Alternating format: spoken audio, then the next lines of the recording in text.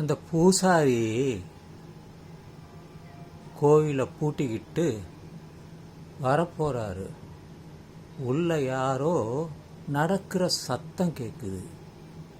என்னடா இப்போ தானே பூட்டிட்டு வந்தோம், எப்படி உள்ளேருந்து சத்தம் வருது, யாராவது ஒளிஞ்சிக்கிட்டு இருக்காங்களா அப்படின்னு அந்த பூசாரி கதவை திறந்தாரு.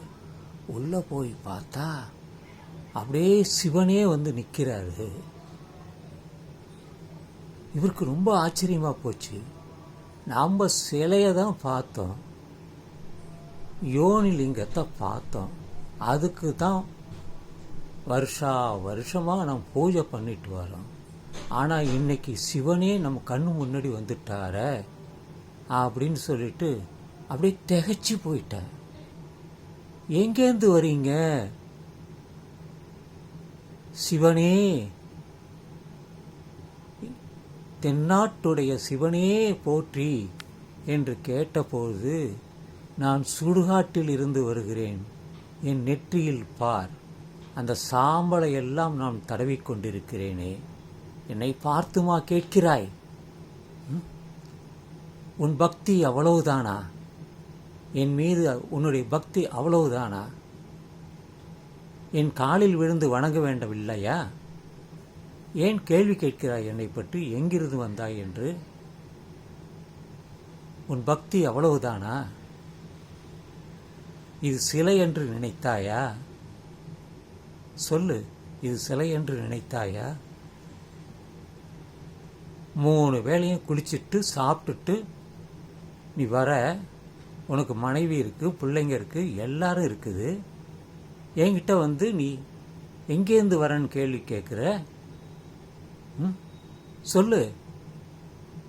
சாமி, சிவனே, தென்னாடுடைய சிவனே போற்றி, எல்லா நாட்டிற்கும் சிவனே போற்றி, என்னை மன்னித்துக்கொள் சிவனே, என்னை மன்னித்துக்கொள் சிவனே.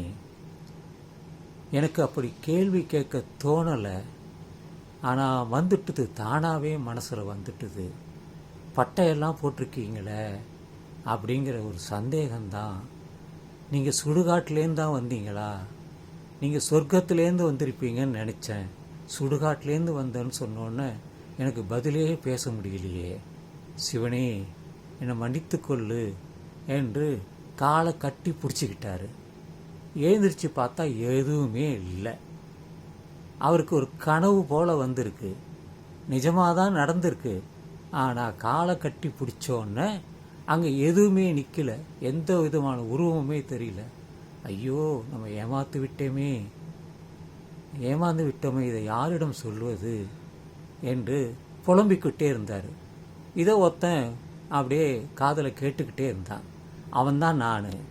புரியுதா உங்களுக்கு? அவன்தான் நான், நானே தான் அவன், நானும் நான் சிவன் தான். நீங்கள் இந்த இலக்கியத்தில் போனீங்கன்னா சிவன் ஒருத்தர் இருக்கிறாரு. அது 15,000 வருடங்களுக்கு முன்பே ஒரு சிவன் இருந்திருக்காரு. அவர் பாண்டிய நாட்டில் இருந்தவர். அவர் அப்படியே கடவுளாக மாற்றிட்டாங்க.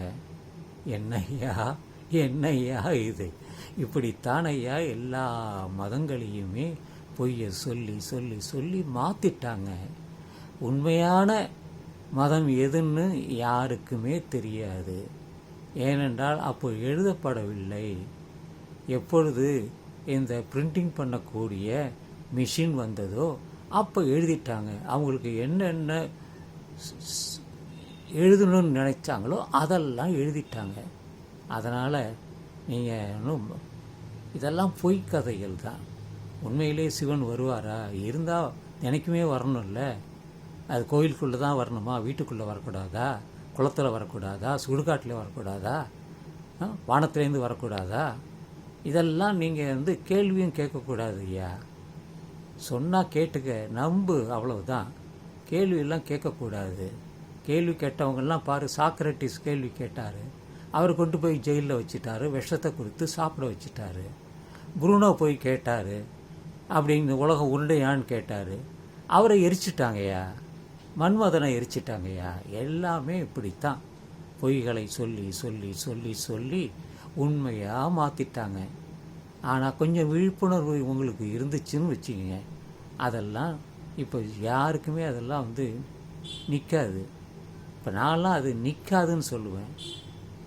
எனக்குன்னு ஒரு சேனல் வச்சுருக்கேன்ல, அதை எல்லாரும் பார்க்குறாங்கல்ல, அதான் உண்மையை சொல்கிறதுக்குன்னே இது ஒரு சேனலை உருவாக்கி வச்சுருக்கேனே.